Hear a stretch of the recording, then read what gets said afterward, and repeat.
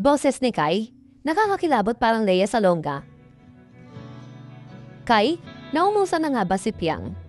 Nakilala siya sa loob ng bahay ni Kuya bilang isa sa pinakamature at matalinong housemate na kanilang batch. Si Kai Montinola, fourth big placer ng Pinoy Big Brother Gen 11, ay unti-unting napatunayan na hindi kailangan maging big winner para tangali panalo sa tunay na buhay.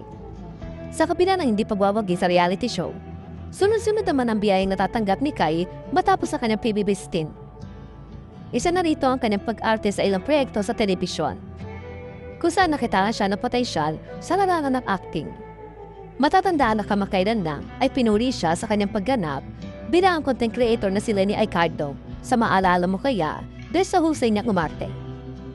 Ngunit hindi na sa pag-arte na mayagpag si Kai, kundi mag-isa larangan ng musika. Pinasok na rin nga ni Kai ang mundo ng musika at dito, mas lalong lumuta ang kanyang tunay na galing. Viral sa social media ang kanyang nakakamahang rendition ng Broadway classic na On My Own, na unang pinasikat ng Tony Award-winning Filipino legend na si Lea Salonga sa musical na Les Miserables. Ipinamahala si Tony Kai sa kanyang matagumpay na debut album launch na Kai, The Limit nitong June 28. Sa SM North ay sa Skygom, kung saan nilulusad ang kanyang extended play, album na may title na Kaleidoscope. Sa ilang mga video clips mula sa nasabing event, maririnig ang nakakakilabot na boses ni Kai. Malinis, kontrolado, at umaabot sa mga matataas na nota na walang kahirap-hirap.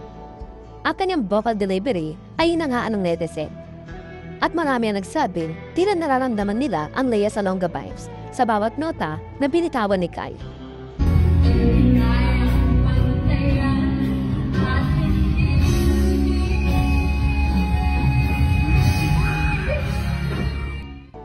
Samantala, hindi rin naman naiwasan na ikumpara si Kai sa big winner na kanilang batch na si Piang Smith.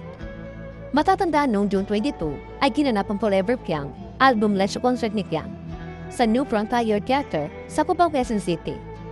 Isa sa mga naging highlight na kanyang show ay ang paghataw niya sa ilang hit song ni Popstar Royalty sa Jeronimo gaya na Kilometro.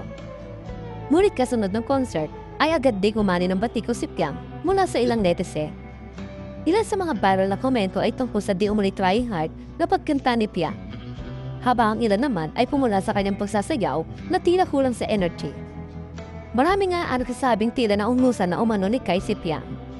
Bagamat po ng competition, ayon sa ilang fans, hindi may kakaila na sa musika at talento, tiyak na mas big winner umano si Kai kaysa kay Piang.